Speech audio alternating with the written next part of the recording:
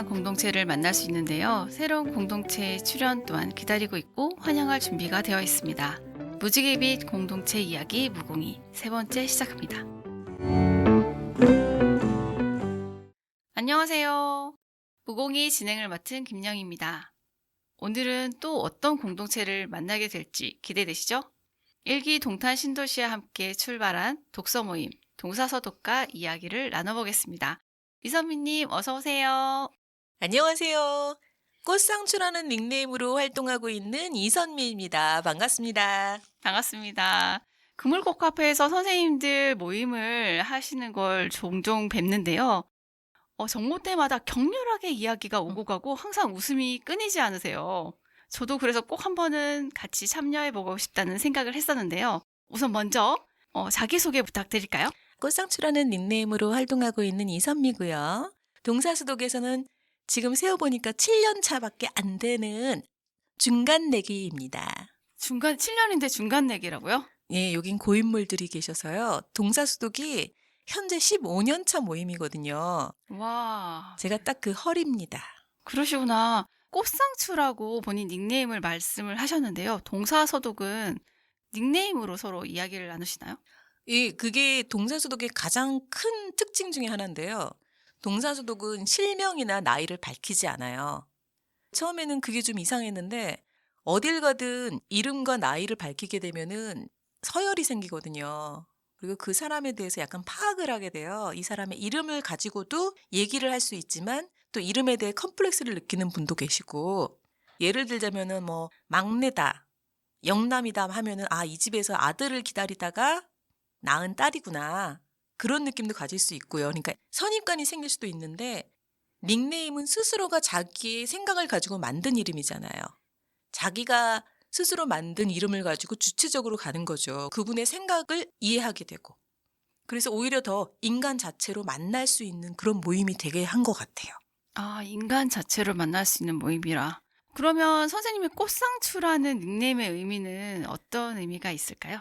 저희 꽃상추라는 이름은 처음에 저도 아름다운 닉네임으로 시작을 했었습니다. 그런데 그 당시에 정치인분 애칭이랑 겹치면서 너무 누가 되더라고요. 뭔가 아름다운 닉네임을 고민했는데, 예를 들어 뭐 아그네스, 뭐 아름다운 거 많잖아요. 동사소독에 너무 다들 훌륭하신 거예요. 생각이라든가 쌓아온 내공이. 그래서 아, 여기서 나는 되게 미미한 존재구나. 하지만 어떻게든 꽃을 피워보자. 그래서 아름답진 않아도 아삭아삭 맛있는 존재라도 되어보자 라는 생각으로 만들어서 꽃상추라고 닉네임을 만든 계기를 가졌습니다. 그래서 꽃상추가 되셨군요. 그럼 동사서독이라는 이름도 어떤 의미인지 되게 궁금한데요. 동사서독이 보면 굉장히 홍콩 영화 같은 그런 이름인데요. 그러면 어떤 의미를 가지고 있는지. 동사소독은 저도 되게 아름다운 그런 홍콩의 영화를 봤던 기억이 있어서 여기가 얼마나 고상하고 깊이가 있는 데인가, 우아한 곳인가 하는 환상을 가지고 들어왔더니 반전이 있더라고요.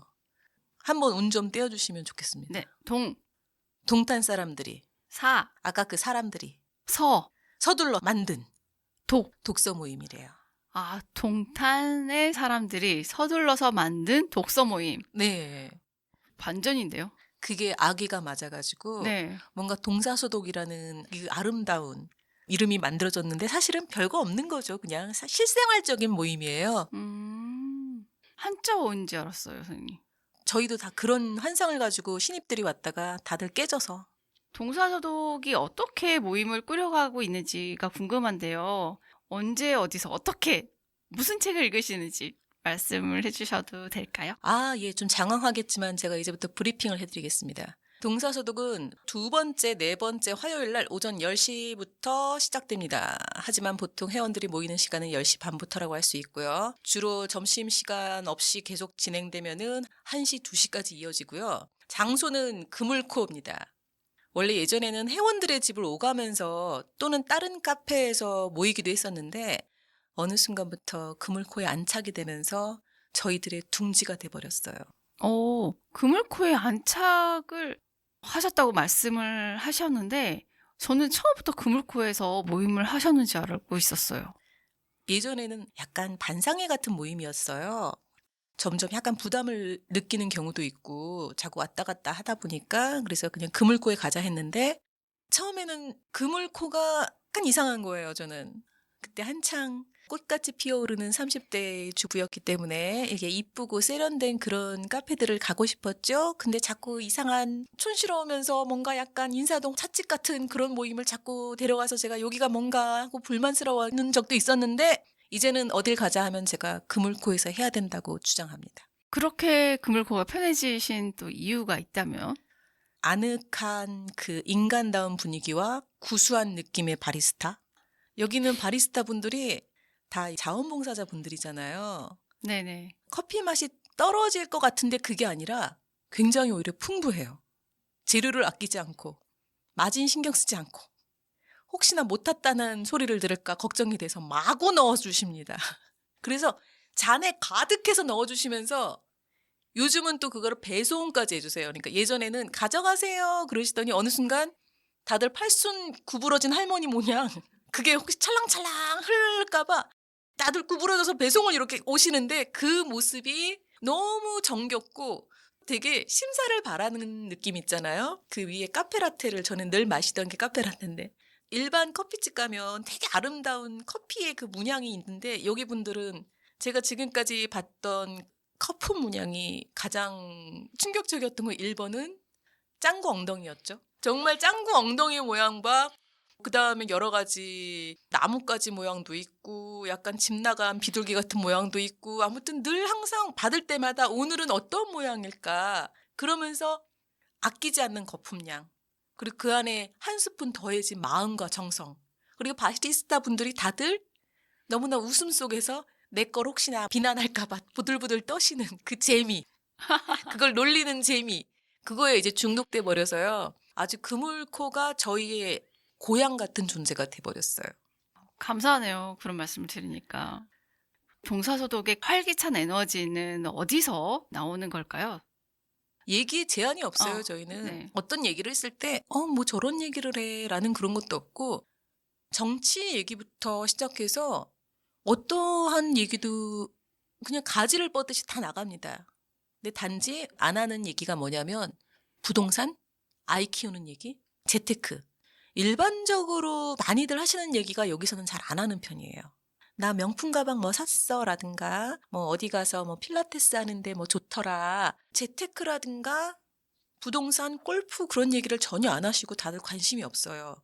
있는 분들도 간혹 계시는데 그런 얘기를 할 분위기가 좀 아니에요. 억지로 누르는 게 아니라 정말 그냥 마치 고등학교, 대학교 때 하던 얘기들 있잖아요. 철학과 세상사에 대해서 하듯이 그냥 그렇게 자유롭고 편안한 느낌. 재력 같은 것도 전혀 아는 것도 없고 관심도 없고요. 책을 통해서 자신이 아는 세상에 대해서 편안하게 얘기하는 그만큼 이분들이 다들 보면은 훌륭한 내공을 가지신 분들이라 책을 배를 삼아가지고 바다를 항해한다고 할까요? 우리는 그냥 선원이고 책은 그냥 배예요. 그래서 바다 보면서 야 어떠냐 막 이러면서 그 여러 가지 얘기를 꼭 책 얘기를 하는 걸 떠나서 그냥 재미있게 제한 없이 얘기를 하다 보면은 사실 뭐 남편 흉을 볼 때도 있지만 남편 흉을 보다가 그것이 인간은 원래 그런 존재가 아닐까? 그리고 우리 아빠도 그랬어. 근데 우리 아빠는 그랬는데 왜 세상 사람들에 대해서 우린 좀 더 이해하지 못하지? 난 나도 싫어. 우리 집 강아지는 왜 그러지? 하고 얘기가 그냥 제한이 없어요. 근데 돌고 돌아서 하다 보면은 스스로 위로도 얻고 어떤 깨달음도 살짝 얻는 욕심 없이 왔는데 뭔가가 남는 항상 그런 모임이었던 것 같아요. 아, 욕심 없이 왔는데 뭔가가 남는 모임. 네, 아니면 네. 욕심을 뭔가를 얻으려고 왔는데 사실 그것마저도 욕심인 걸 깨닫는 모임? 깨달음이 있는 모임. 근데 책이라는 배를 타고 이렇게 항해를 하시잖아요. 그럼 책을 선정하시는 게 그렇게 쉬운 일은 아니실 것 같은데 어떠세요? 책은 어떤 기준으로 선정을 하시나요? 네, 그게 사실은 제일 어려워요. 책을 선정하는 사람은 반드시 그 책에 대해서 욕먹을 각오를 해야 되기 때문에 권하는 것도 힘들고요. 그렇지만 또 꼭 권하게는 됩니다.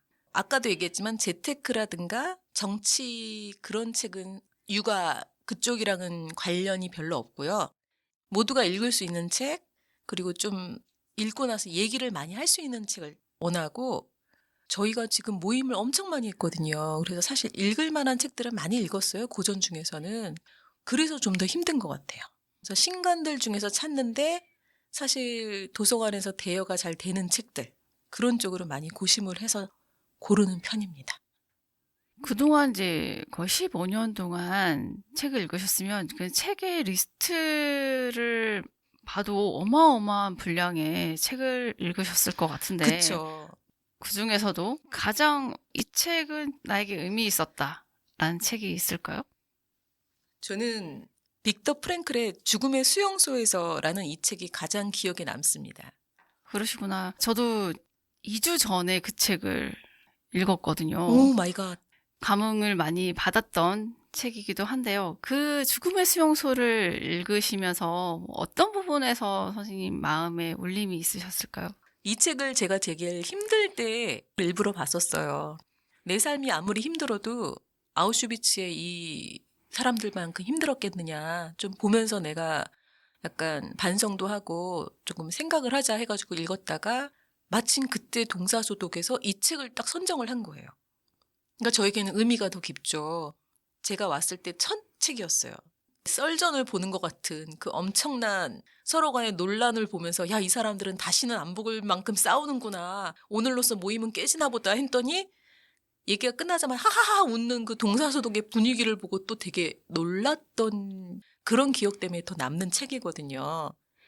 이 책에서 기억이 남는 게 굉장히 힘든 상황 그 수용소에 갇힌 그 유태인들이 죽는 순서가 있는데 가장 빨리 죽는 사람들은 아주 비관적인 사람들 또는 아주 희망적인 사람들이었다는 게 기억에 남더라고요. 오히려 그 언제 끝날지 모르는 재난 속에서 끝까지 버틸 수 있었던 사람들은 특징이 뭐였냐면 그냥 하루하루를 감사하면서 열심히 살았던 사람들. 어떠한 괜한 희망도 없이 부정도 없이 그냥 오늘 하루하루를 열심히 살았던 사람. 묵묵하게 버텨낸 사람들이 결국은 살아남았다라는 얘기가 지금도 좀 남아있어요, 저한테. 요즘 이제 최근에 진정한 승자는 존버다라는 이야기랑 또 맥을 같이 할까요? 용희쌤은 어떤 부분이 좋으셨는지. 저는 어떤 상황에서도 그 죽음의 수용소에서 아우슈비츠에서 누군가는 성자가 되고 누군가는 돼지였다라는 부분에서 같은 환경에 처해 있어도 내가 그 환경에서 어떤 선택을 하느냐에 따라서 나의 삶과 나의 그런 삶의 의미는 달라진다. 그런 부분에서 조금 더 감동을 받았던 것 같아요. 그러니까 거기 배급소에서 보면은 네. 나눠줄 때 네. 카타포였나? 네네네, 맞아요. 카타포. 카타포. 아, 제가 아직 네. 기억력이 살아있네. 총명하신데, 진짜? 내가 카타포가 될지 네. 안 될지 저는 지금 상황에서는 알 수 없다라는 거. 네, 맞아요. 거기서 카타포인 사람도 있지만 수프를 나눠줄 때 일부러 사람들의 눈을 맞추지 않는 그 배급자라가 제일 기억에 남거든요. 저는 사실은 이게 독서 모임이 좋은 이유인데 내가 거기 감성을 느끼고는 딱 덮을 수 있는 얘기를 하잖아요. 근데 그때 어떤 분이 자기는 그 사람이 제일 좋았다는 거예요. 나눠주면서 아무도 보지 않고 스프를 나눠줬던 사람이 제일 좋았다. 누구에게도 더 주거나 덜 주지 않으려는 그 마음. 그런 사람들이 사실은 어떤 상황에서도 세상을 지켜왔던 사람들이 아닌가. 나서서 뭐 싸우는 사람도 있었을 것이고 그랬겠지만 결국 그런 사람들이고 우리는 그렇게 살아야 되는 거 아닌가. 그런 생각을 했었어요. 같은 책을 이제 여러분들이 같이 읽으시면서 각자 나누어 주시는 이야기들이 또 다를 수 있어서 그분이 또 동사서독이 가지는 또 다른 매력이 아닐까라는 또 생각이 드네요. 제가 놓쳤거나 네, 네. 알지 못했던 부분을 알아서 얘기해 주시는 분들이 있죠. 또 다르게 얘기해서 그것 때문에 싸움이 나는 경우도 있지만 또 싸우면서도 다시 한번 생각하게 하니까. 동사소독에서 15년 동안의 시간을 보내시면서 뭔가 쇼킹한 사건이나 이야기 뭐 이런 것들도 분명히 있었을 것 같은데 혹시 그런 일들이 있으셨을까요? 항상 서로를 잘 배려하고 너무 배려해서 문제지 큰 문제가 난 적은 없거든요. 근데 저희가 이제 1년에 한 번 송년회를 할 때는 그 잘 절제되어 있던 그거를 좀 발산하는 그런 기회가 오긴 합니다. 송년회가 어떤 모습인지 되게 궁금해지네요. 예를 들어서 작년 같은 경우는 할메니즘이었거든요. 할메니즘요? 네. 꽃을 테마로 해서 했는데 다들 요즘 할메니즘이 되게 유행이잖아요. 옛날 할머니들 하던 그런 패션 먹는 거를 애들이 하기 때문에 꽃 모양의 그 조끼, 김장 조끼 같은 거 그런 걸 입고 나타나시는 분들도 있었고요. 그 옛날 같은 경우에는 크리스마스 영화가 테마였을 때는 크리스마스 유령 복장을 하고 어떤 분은 아예 트리 복장을 하고 나타나신 분도 있고 여기가 단지 교양뿐이 아니라 되게 끼도 넘치는 분들이 많아요. 그냥 그 에너지는 각자의 그 넘치는 끼에서도 또 분출이 되는 부분들이 있네요. 예, 동사소독의 매력이 단지 이제 책 네. 열심히 읽는 모범생이 아니라 좀 다르게 읽고 깊이 읽고 각자의 생각이 가득한 끼쟁이들이 있다는 거. 다들 빼지 않아요. 이 15년이라는 시간을 계속 유지할 수 있었던 저력, 뭐가 있을까요? 저는 중진의 힘이라고 생각을 합니다. 중진의 힘이요. 여기는 데뷔마마? 뭐 이런 분들이 계셔가지고 어떠한 위기 상황에서도 이분들이 자리를 딱 지키고 계시겠구나. 재미는 없어도 이분들은 나가지 않으시겠구나 하시는 분들이 항상 든든하게 버텨주세요. 간혹 안 나오실 때도 있고 뭐 일 때문에 한동안은 뭐 못 나온다고 하는 경우도 있지만 결코 그만두지 않으시고 어떤 오래되는 모임에 있어서는 고인물이라는 게 있어가지고 서로 좀 친해지고 약간 이렇게 배타적인 그런 게 있을 수 있잖아요. 근데 전혀 그런 게 없어요. 새로 오는 사람, 간만에 나타난 사람 모두 책을 대하는 것처럼 반갑게 오히려 즐거워하면서 반겨요. 환대하는 분위기. 예, 환대하고 전혀 쌓여진 벽이 없는 느낌. 그래서 저희는 해외로 뻗어나가는 동사소독이라고 해외로요? 네. 오래되다 보니까는 여기서 활동하다가 주재원이라든가 유학 때문에 멀리 가시는 분들이 있어요. 중국 지부, 저기 애틀랜타 지부, 막 시애틀 지부 이렇게 다 나갔거든요. 그러면 한동안 활동을 못 하시지만 귀국하시면 다시 돌아오십니다. 돌아오시면은 어색해하거나 그게 아니라 어제 봤던 사람처럼 다시 또 너무나 즐겁게. 그게 책을 매개로 해서 그렇다고는 하지만 동사소독은 그 나름 특유의 어떤 친화력이 있어서 아마 서로가 서로를 알아보는 것 같아요. 우리는 벽이 없는 사람들. 사람이 매력. 사람들이 운이 좋은지 모르겠는데 네네. 책을 매개로 요즘 사람책이라는 말이 있잖아요. 네네. 각자 할 얘기가 깊고 자기마다 다 펼쳐진 세상들이 있는 사람들이 만나서 서로의 책을 보여주는 느낌이에요. 선생님, 그러면 이 멋진 동사소독에 함께 하려면 방법이 있을까요? 언제든지 들어오실 수 있는데 제가 가장 쉬운 방법 2가지를 알려드리겠습니다.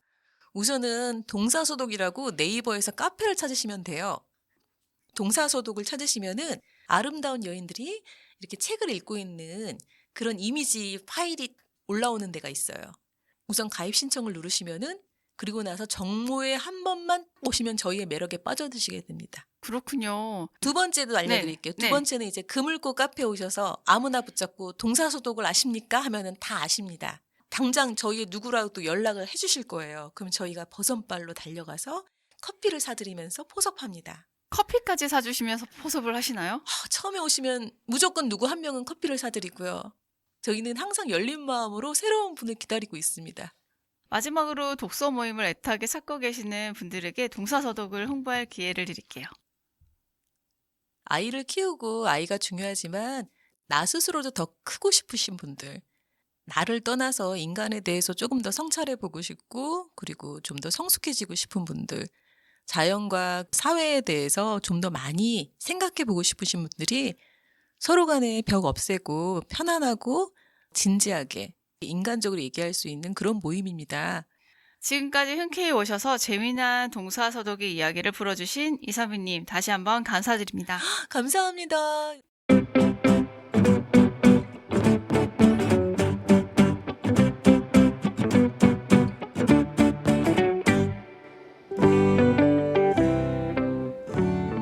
그물코는 2024년에도 더 많은 공동체와 즐거운 만남을 만들어 가겠습니다. 다음 시간에 뵐게요.